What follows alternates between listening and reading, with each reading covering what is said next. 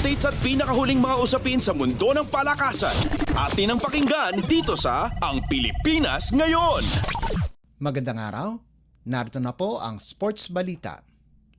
Napagdesisyonan na ni EJ Obiena at ang kanyang kampo na ipagpaliban ang pole vault meet na dapat mangyayari sa Setyembre 20 sa Ayala Triangle sa Makati City. Sinabi ng Filipino pole vaulter na may mga hindi inaasahang balakid habang inoorganisa ang torneo na may basbas ng World Athletics. Dagdag ni Obiena na napilitan siyang kansilahin ang kanyang kampanya sa natitirang taon dahil sa kanyang injury sa likod na isa din sa mga rason. Inaasahan na dadalo sa Manila Meet ang mga world-class athletes na inaasahan din ni Obiena na makakapunta ang mga finalists sa 2024 Paris Olympics katulad ni Mondo Duplantis, Sam Kendricks at Emmanuel Canales. Subalit sisiguruhin ni Obiena na makikipagkita ito sa kanyang mga taga-suporta na imbis na kompetisyon ay magiging meet and greet na lamang ito sa Setyembre 15 na gaganapin sa Ayala Malls Manila Bay Activity Center. Updates at pinakahuling mga usapin sa mundo ng palakasan. Atin ang pakinggan dito sa Ang Pilipinas Ngayon. Hindi nakatungtong ng entablado si Ernie Gawilan kung saan umabot lamang ito sa ika-6 na pwesto sa men's 400-meter freestyle S7 finals round na linanguyan ng 8 swimmer sa 2024 Paris Paralympics na ginanap sa Paris La Défense Arena.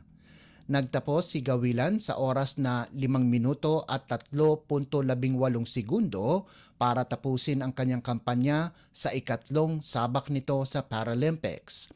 Nanalo si Federico Biccelli ng Italy na nagtapos sa oras na 4 na minuto at 38.7 segundo para kunin ang gintong medalya.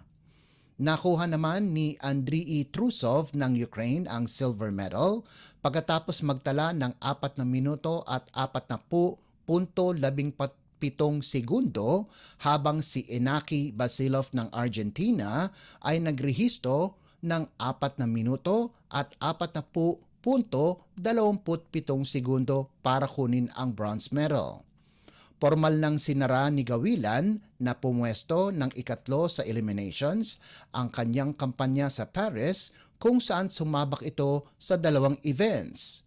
Lumangoy din si Gawilan sa men's 200-meter individual medley subalit nagtapos ito sa panghuli. Updates at pinakahuling mga usapin sa mundo ng palakasan. Atin ang pakinggan dito sa Ang Pilipinas Ngayon. Isa na namang Filipino player ang tutungo sa Japan SV League.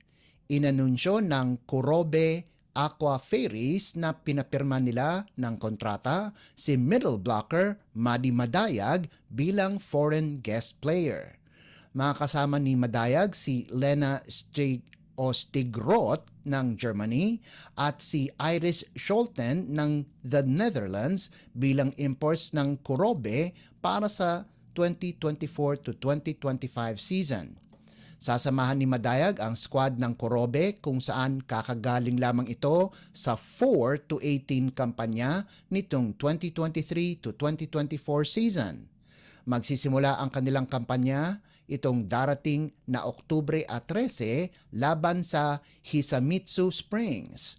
Isang standout sa Ateneo de Manila University noong panahon ng kanyang collegiate days, naglaro si Madayag ng 5 taon para sa Chocomucho kung saan nakuha nito ang Best Middle Blocker Honors nitong kakatapos lamang na 2024 Premier Volleyball League o PVL All-Filipino Conference.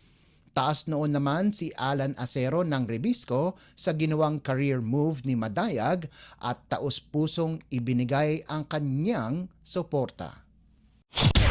Updates at pinakahuling mga usapin sa mundo ng palakasan. Atin ang pakinggan dito sa Ang Pilipinas Ngayon. At yan ang pinakahuling balita sa larangan ng palakasan. Para sa Radyo Pilipinas World Service, ito po si Leo Magpayo. Magandang araw. Updates at pinakahuling mga usapin sa mundo ng palakasan. Atin ang pakinggan dito sa Ang Pilipinas Ngayon.